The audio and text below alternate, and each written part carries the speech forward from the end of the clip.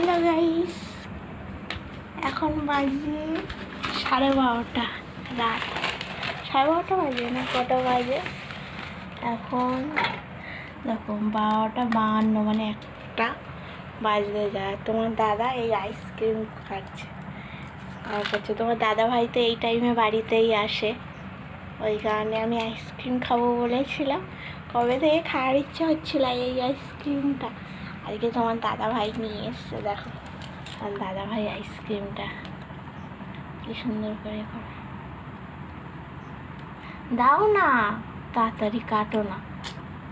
দেখছো খেয়ে যাচ্ছে, কাটবে তো আগে আমাকে দাও। কাটতে পারে না, ওরম করে কাটে, এরম করে কাটতে হয়। হ্যাঁ ধরো, এরকম করে পিস করো।